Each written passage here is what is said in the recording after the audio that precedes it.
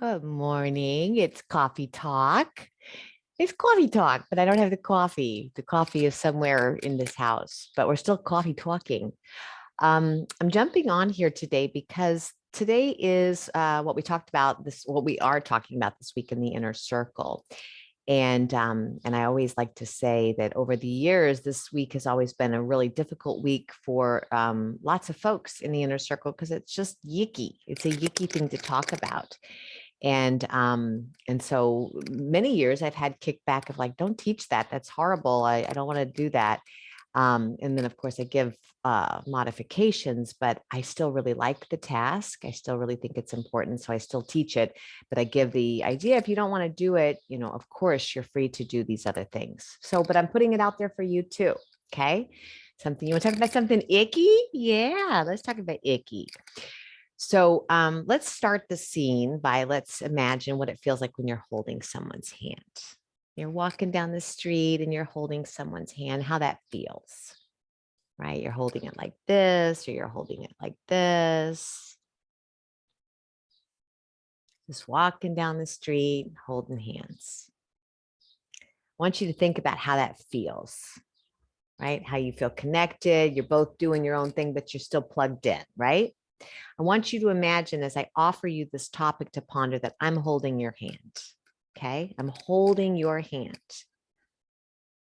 However you feel most comfortable as we walk down the path of this pondering, because it is a difficult ponder. Okay. You ready? We're talking about time. And as I've mentioned many times before, in my area of thoughts, we are lining up with the nature of time, the cycles of time, the seasons of time. That's what Ayurveda teaches us. That's what the yoga path is all about, is just syncing up with our natural rhythms.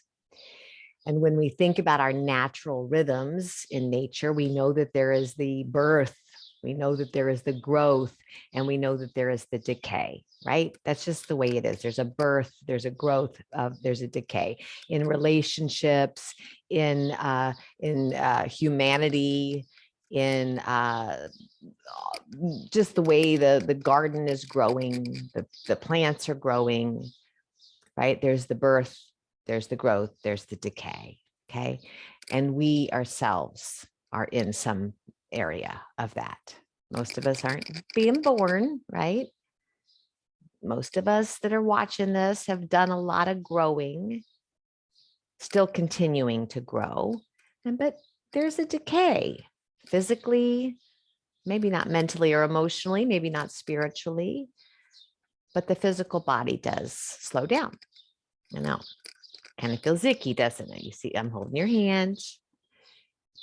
So one of the things we're talking about this month in the inner circle, this July month, is movement. And we've been looking at movement as like big revolutionary movements, reformative movements, redemptive movements, right? Big alternate movements. We've been looking at the big shifts that we could be making physically, mentally, and emotionally.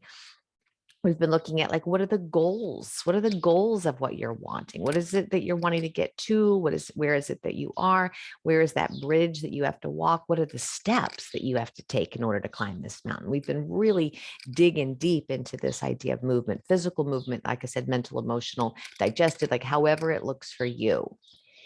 This week, we're talking about pausing the journey right where you are, right here today, right this moment, we're holding hands till the end of time for you. We're looking at till death, right? I'm going to die. I'm going to die, right? When? I don't know, but I'm going to die. And maybe you will too. What do we want to move in this next part of our life, this better side of our life, this next chunk of our life? How do we want to move? So what we're talking about is, how do you want the next chapters of your life to unfold? You get to decide. You get to pull those reins in and make the decisions and make the choices, because life is built on those choices and those decisions, isn't it? following the crumbs, following the unfoldings. The next thing opens, the next thing opens, the next thing opens. So I'm asking the inner circle and you to pause right here on your journey. I'm with you. What do you want this next half to look like, or this next quarter? What do you want? And I would love for you to think about how you want to be moving in these years, decades that are coming up for you. Mindfully aware, making a sankalpa, an intention of how you want to be showing up, and then getting it done. Okay. It's a big ponder, but it's so powerful. We were using the example last night. It's like, I want to go biking through Munich, right? München. I want to take a big, like a castle tour. Well, I can't wait till I'm in my 70s, right? I don't want to climb those stairs in my 70s. I got to think about these things. I got to plan for them. And that's what we're doing this week. Okay, we're planning for it. If you want extra support, please consider the BOSS program. We can do some one-on-one coaching, or if you want the community, you want the hygge, reach out and join our inner circle. Monday nights, Wednesday afternoons, and Thursday nights. Pick one and try it for a month.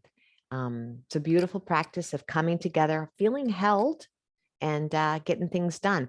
If you haven't seen the webinar where I sort of describe what it's like to be in the hygge, then check it out. It is called The Science of Habits, Empowering Women One Habit at a Time. Okay. May this work be of deep benefit to you. Take the reins of your life. Be mindfully aware, stay present, and enjoy. I hope this is a benefit to you. Deep bows. Much love. Namaste.